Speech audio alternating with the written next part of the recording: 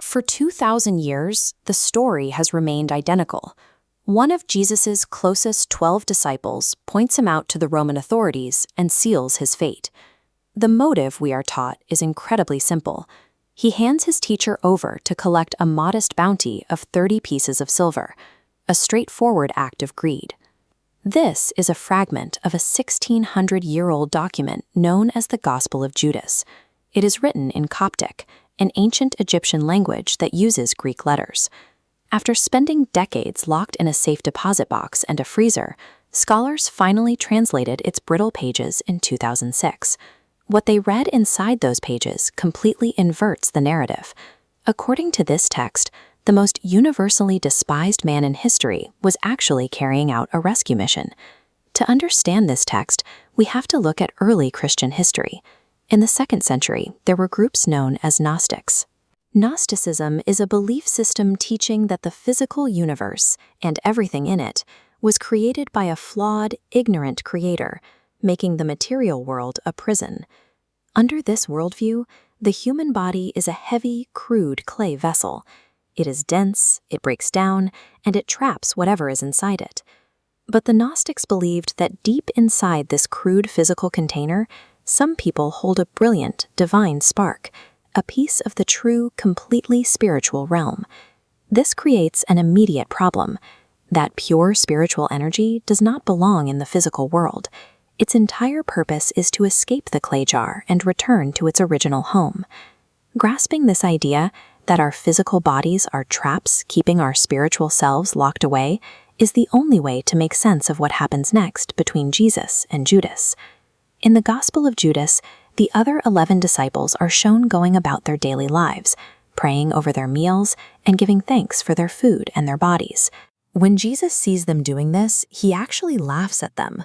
They are confused and offended, asking him why their prayers are funny. Jesus explains they are completely missing the point. By giving thanks for physical things like food, they are inadvertently worshiping the ignorant God who created the material prison, rather than the true spiritual God. The disciples spend all energy elevating and praising the physical vessels, completely ignoring the glowing spiritual reality trapped underneath. Because his followers revere the very cage he wants to escape, Jesus realizes he's entirely alone. He needs someone who can see past the physical world. Jesus pulls Judas aside, separating him from the rest of the group. He tells Judas that he is the only one who truly understands where Jesus came from. He shares a specific secret with him. Jesus confirms that he is a divine spiritual being from the higher realm, and he is only temporarily confined inside a human body. This ancient Coptic script details the private instructions Jesus gives to Judas. It outlines a heartbreaking task only he can perform. Jesus delivers a clear command: "You will sacrifice the man that clothes me." By asking Judas to sacrifice the physical body that clothes him, Jesus orchestrates his own exit. Handing Jesus over to the authorities becomes a required step to release his spirit. In this context, the crucifixion takes on a completely different meaning. The physical death of Jesus on the cross serves as the deliberate final step of his time on earth. The betrayal is the exact mechanism required to break the physical vessel. Judas is the one who steps up to shatter the jar.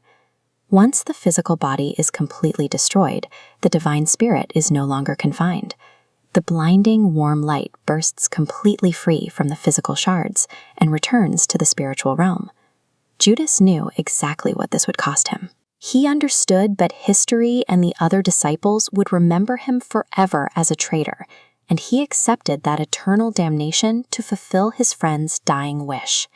If we read the story through the lens of this ancient papyrus, the narrative flips. By viewing the physical body as a cage, an act of treason becomes an act of love.